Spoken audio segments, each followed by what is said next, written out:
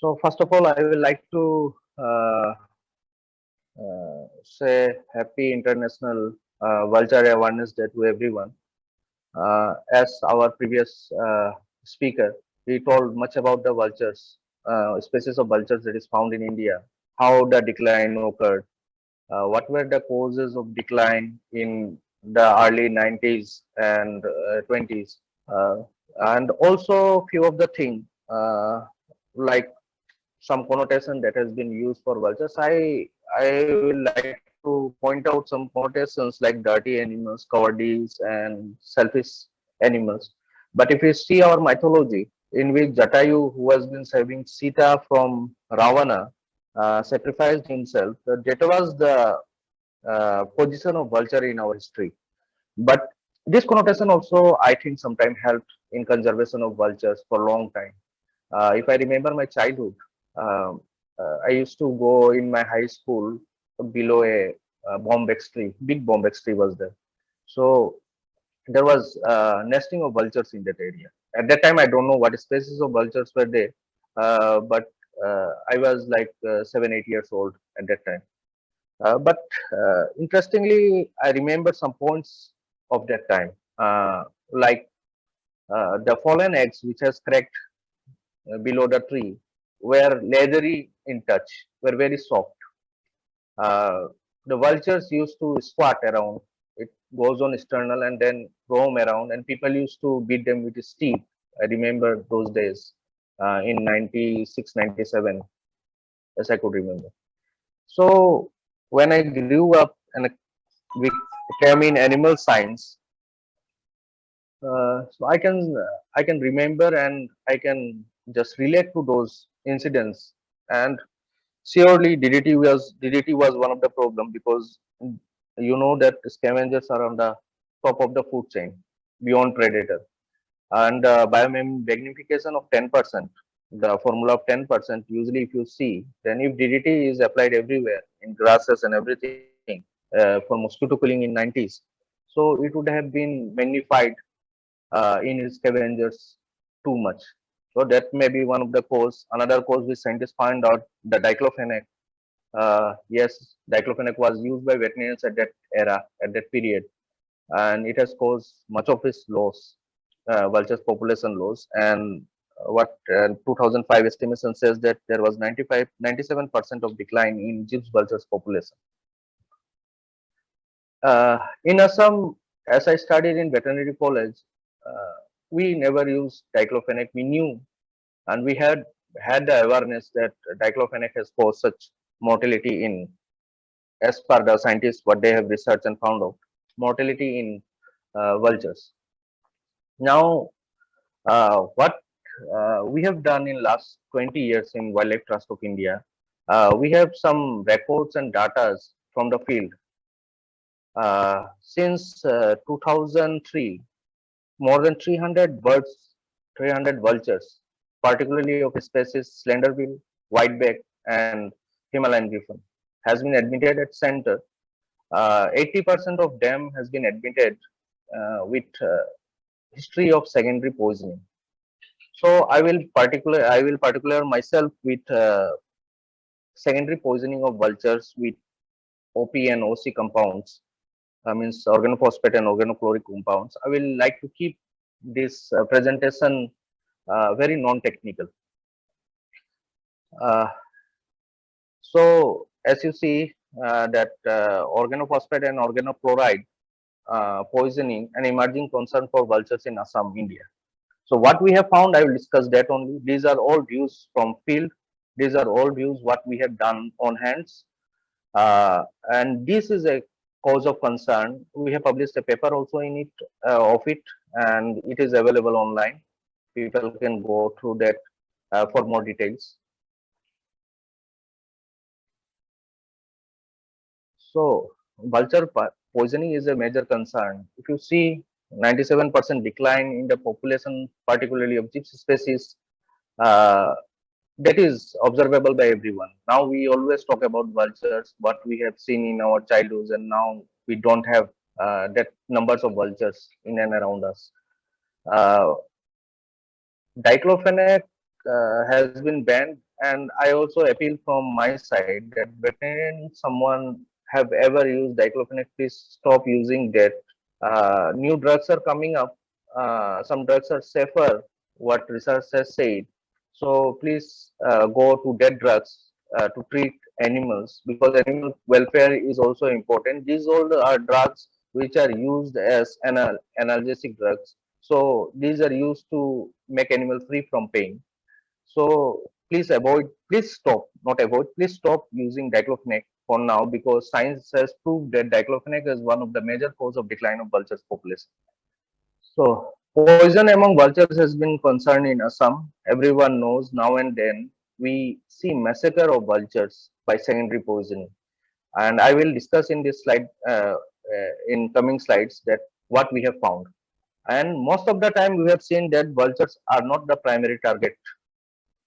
Vultures died eating carcass that is used to eliminate rabid dog or wild carnivore.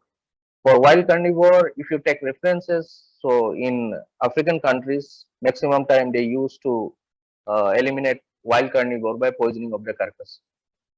In context of Assam, we have few instances, very few instances, what I have seen myself, uh, of baiting a carcass with easily available pesticides to eliminate wild carnivores. And mostly the cause was a rabid dog most of the time, and this is due to non-awareness of people about rabies, particularly rabies. So, what poisons are used? Particularly, um,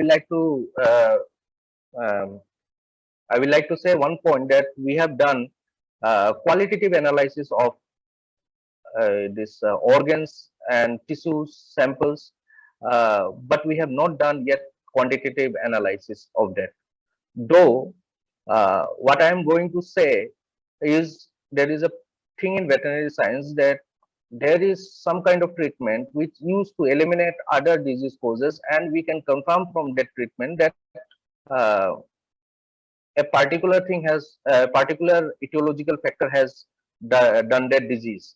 So in this case is treatment diagnosis depending upon treatment we have done on many times. Also we have found some forensic reports from our forensic laboratory on Assam that those animal we have treated and we have suspected of poisoning, secondary poisoning due to organophosphate and organochlorides has been confirmed by this you can say the forensic reports. So we come to a conclusion that these are confirmed cases of organophosphate and organochloride poisonings. And from what we get, diagnosis done on best of field investigation, postmortems which say changes like that of clinical science, BC clinical science, which are particular to uh, organophosphate and organochlorides, and specific treatment for organophosphate and organochloride poisoning has resulted in very good prognosis of the animals, and we can save about 85% of the morbid animals. So if we see uh, details, if we see details, so if you see the data, total cases since 2003 was 352 cases we have handled. Poisoning cases were about 272. More than 80% of the cases were poisoning cases, and others were like sometimes we get nestlings, fledglings, sometimes other kind of disease and debility in animal birds. So 80 of those cases were from um, uh, you can say other causes, while hot spots were mainly Sipsagar, Tinsukia, and Golaghat, particularly for Eastern Assam. So if you see a table is there, that is from the publication we have done. So in this table, if you see most of the cases are from Sipsagar, Tinsukia, and Golaghat. And if you see the carcass baited where cattle, dog, cattle, dog, goat, cattle, buffalo. So if you analyze this table, you will see that 148 total birds affected were 148. It is from 2015 to 2016. I am giving a data of only 1 year. So if you see that this much of birds were affected, so what in what measure it is happening? We can say it is a massacre of vultures in this area. So this is data of 1 year. If you see the table on your right side, the left side. So total birds affected were 148. Mortality we have found in 108 morbid birds we got for treatment. Those mortality are on the field. The morbid bird we got from treatment were 40, and we can release 35 of those birds after treatment, totally healthy.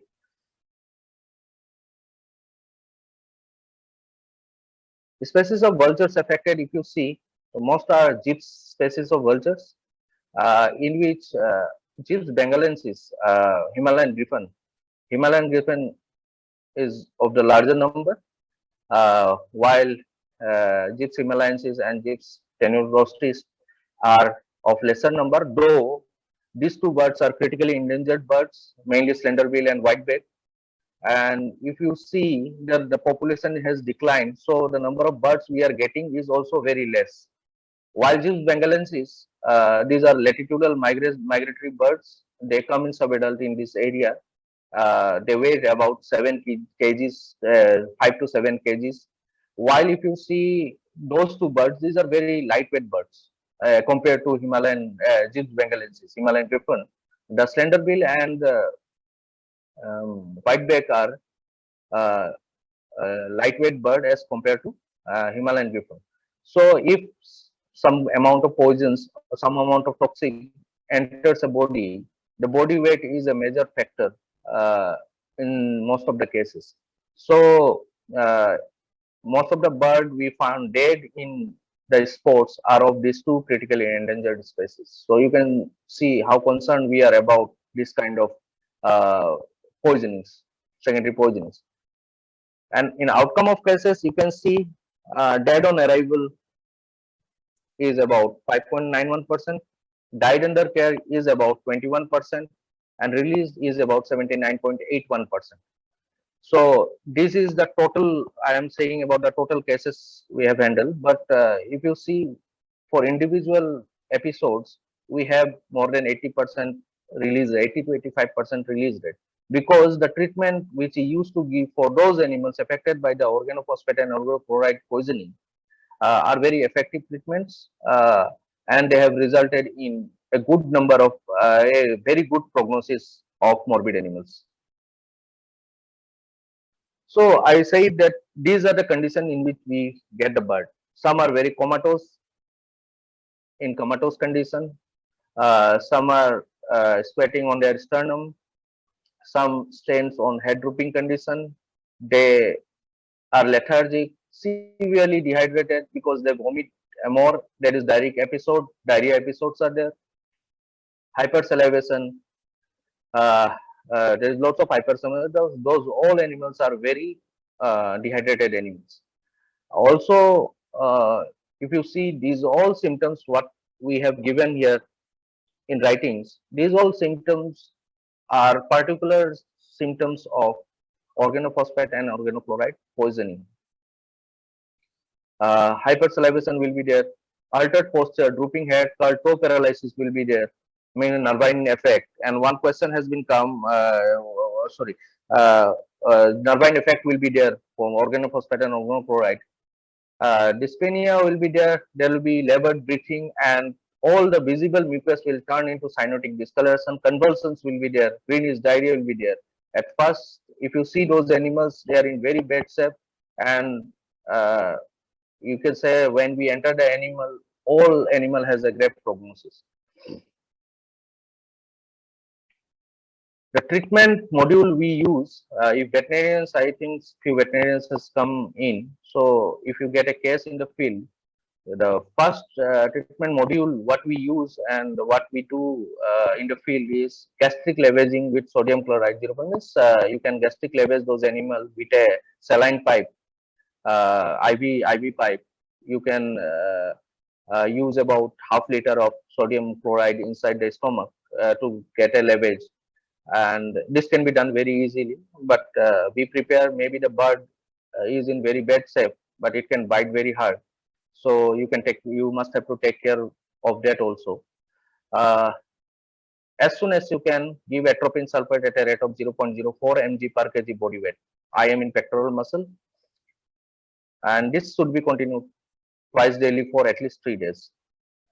Administration of ringer lactate. You can use IVly, you can use subcutaneously, and dexamethasone single shot one state at the same time you can use at 1 mg per kg body weight. In addition to step taken, that was our previous treatment regime, we started utilizing injection diazepam for 5 to 7 mg per kg due those birds which has convulsions and nervine effects. So subcutaneously we have given for 3 days, and we have seen this has helped in stabilizing the physiological parameter of that animal. This modification recently what we are using has increased the survivability from 87% to 88 to 88.2%.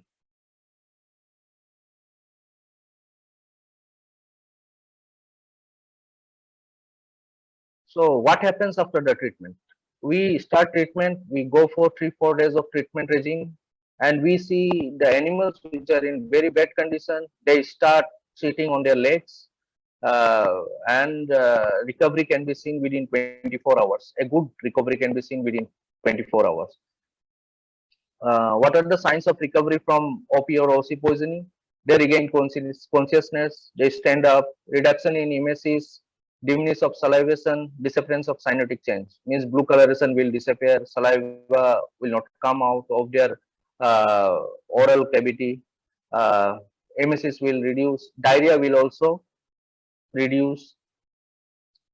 After 2 days of treatment, the birds can be fed with about 500 to 600 gram of meat per day. We prefer mutton for them, and they do scavenging feeding, the opportunistic feeding. They eat a lot, and in few of that birds in the lot, you can see emesis again. So that bird can be taken out from that group, and it can be given 1 or 2 days of more treatment and IV fluid therapy, and after that they can be given in the kettle itself. So this happens in 5 days. We have seen that they start perching around. We give enrichment with bamboos and woods so that they can perch around. They start moving. They become very active. They vocalize very fast in 5 to 6 days, and at least we keep them for 10 days. 10 days to see if some symptoms reoccur. And when they start feeding themselves, they start vocalizing and flying around. Then we can say within 10 to 12 days of treatment, they can be released back to the wild. So 80 to 85% of those birds we are able to release back into the wild. And this time is a very emotional time because when we rescue those birds in that condition, they are in very bad shape, but seeing them flying away usually give a ray of hope to us. But one thing we do, we take the bird to that place where poisoning is happening. We bring villagers from that area, students from that area, and we aware them about vultures. In Assamese, the vulture is known as Hogun. So it means they have hundreds of good things in them. 100 गुण होता है उनके अंदर. So though people has some differences about vultures, but when they see this kind of efforts to saving each and every individual animals and the welfare behind them, they also become emotional. I can say that in the right hand side the picture is from Laukwa, and the other side is the picture is from Dadum Pothar in Tinsukia. That gentleman in white dress there, he was very reluctant to open the gate because he has to go to the Namgar. But at last he said, yes, I will go to the Namgar, but I will release this bird and then I will wash myself and then go to the Namgar. So this kind of awareness help a lot. And luckily on those places in Laukwa and in Dadumpathar, near Dadumpathar in Tinsukia, there was no recurrence of such cases again. We aware them about the rabies. We let them know what rabies is, And if they are baiting the carcass of an animal which has been bitten by dog, or they were try to kill a dog, so the rabid dog will never come and eat that carcass because they has laryngeal paralysis. So people think that rabid dog will eat those carcass and it will die, or the number of dogs, stray dogs in that area, they want to kill them due to some grudge or something. So if they are trying to kill them, they will not get killed, but the innocent creature like vultures will get killed. This kind of thing we talk around in that area in local language, and so that people can understand. Uh, so awareness has helped a lot. These all are places, mainly Sibsagar, Tinsukia, where nesting grounds are also there. So if this thing happens again in those number which we have recorded, so I think that diclofenac safe zone will not be a safe zone until uh, this problem is tackled.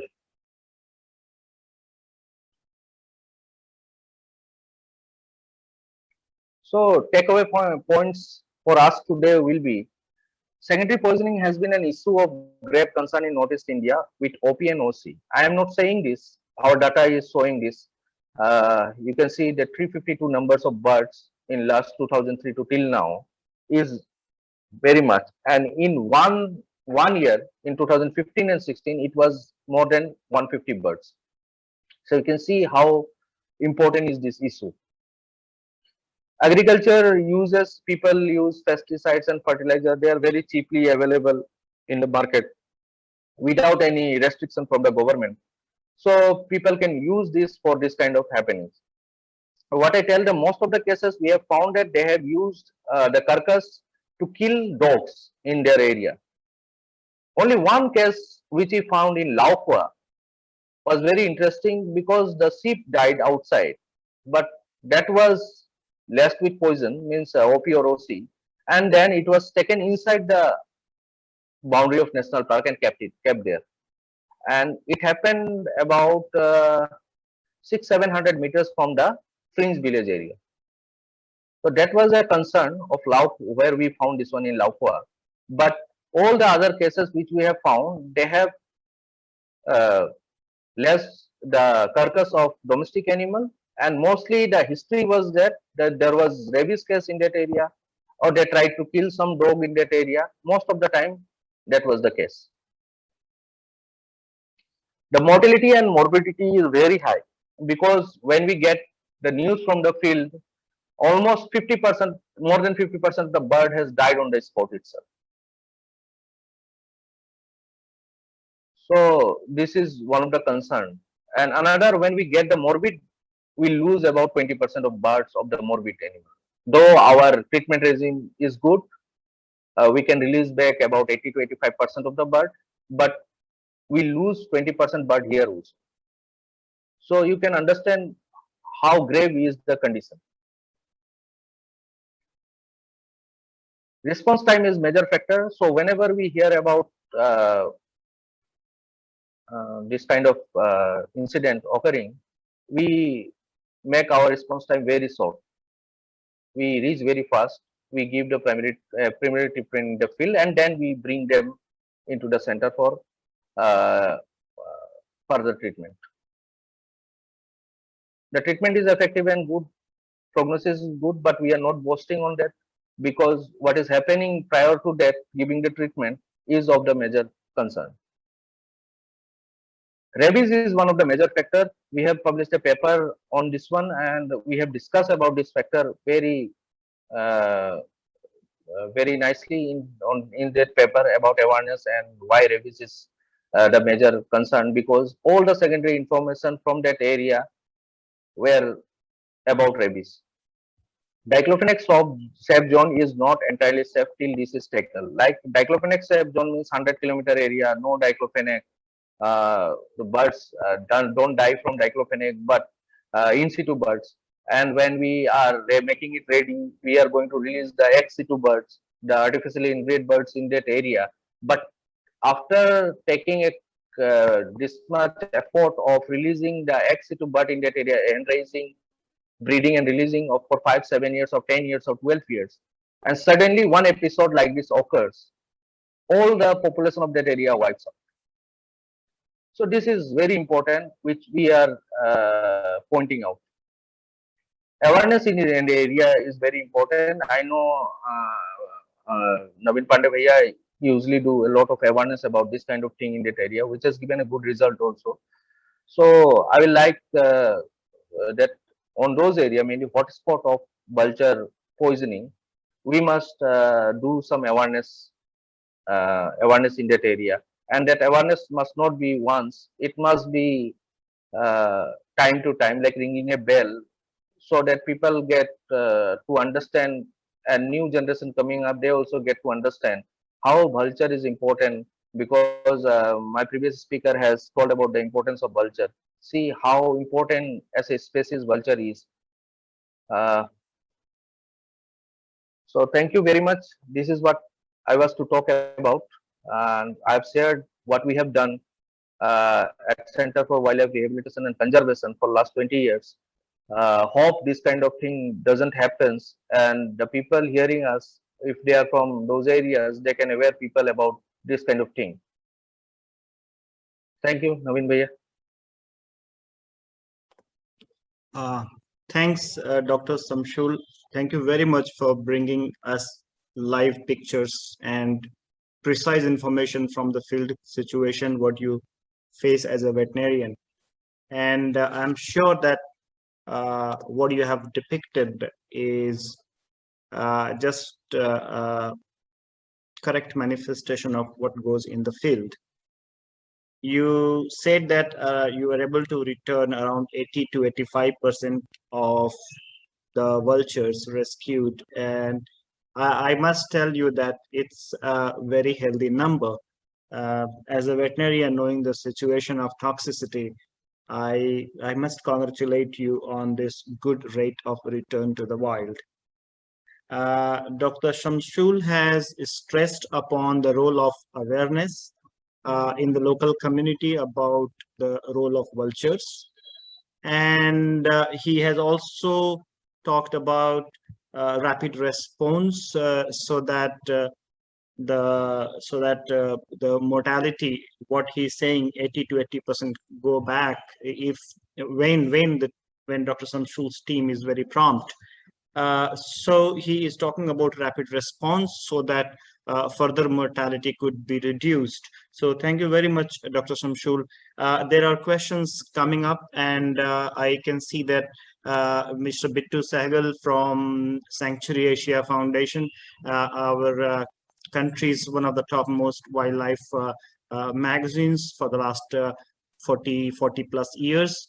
Thank you very much, Mr. Sehgal, for joining. And he has a question that how can citizen science work with vets and conservation biologists to repopulate vulture populations from BNHS breeding centers?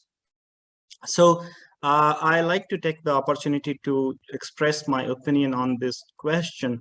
Dr. Samshul, in his presentation, he talked about a vulture safe zone to be seemingly safe only when people are aware about it. And before Dr. Samshul, we had Dr. Sharad Kumar, who said that massive resources are required to take the message to every village. He is talking about hundreds and hundreds of villages around Bandhavgarh Tiger Reserve.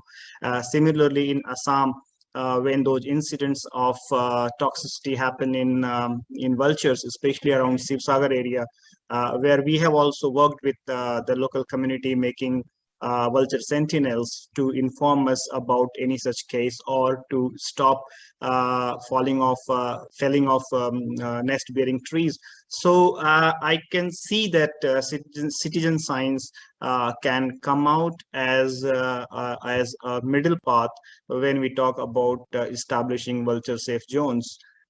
Quite often it happens that the vulture safe zones for a large area of 100